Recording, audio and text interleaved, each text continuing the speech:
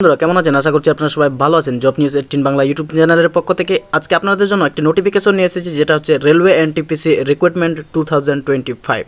এখানে আপনারা দেখতে পাচ্ছেন রেলওয়েতে 11,000-হাজারেরও বেশি শূন্য পদে কর্মী নিয়োগ আবেদন পদ্ধতি দেখে নিন। ঠিক আছে, বিস্তারিত ভিডিওটি আপনারা দেখুন শুরু থেকে শেষ পর্যন্ত, আপনারা সব কিছু বিষয়ে জেনে নেবেন। ঠিক আছে, এখানে দেখতে পাচ্ছেন রেলওয়ে এনটিপিসি রিক্রুটমেন্ট 2025 যেটার নাম দেওয়া হয়েছে। ঠিক আছে, আমরা যদি নিচে দেখি কি কি ক্রাইটেরিয়া রয়েছে সেগুলো নিয়ে আমরা বিস্তারিত আলোচনা করব।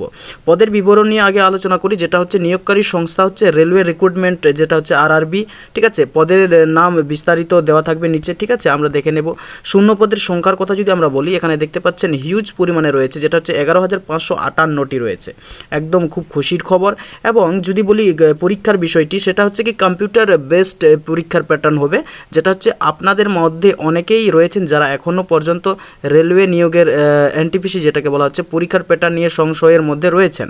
ঠিক আছে, তবে আজকের প্রতিবেদনটি পড়ার পর সেই সমস্ত সংশয় শেষ হয়ে যাবে, অর্থাৎ আপনার পুরো বিষয়টি এখানে ক্লিয়ার হয়ে যাবে যে পরীক্ষাটি কেমন হবে এবং কোন মাধ্যমে হবে সে নিয়ে আমরা আলোচনা করব।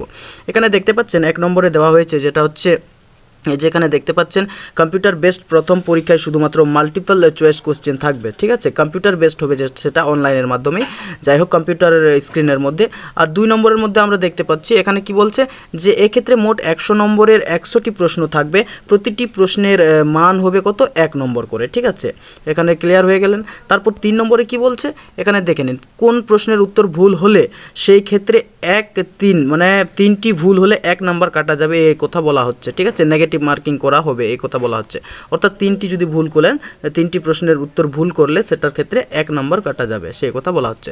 4 নম্বরে আমরা কি দেখতে পাচ্ছি, 4 নম্বরে সম্পূর্ণ পরীক্ষাটি 1.5 ঘন্টা অর্থাৎ 90 মিনিটের মধ্যে দিতে হবে চাকরি প্রার্থীদের।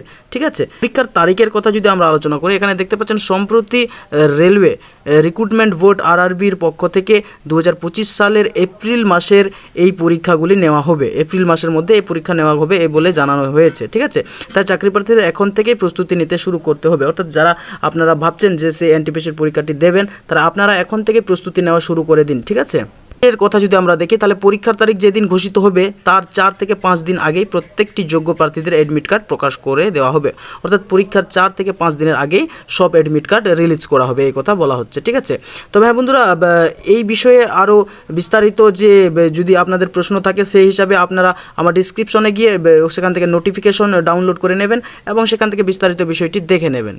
ঠিক আছে, আজকের ভিডিওটি এখানেই সমাপ্ত করলাম।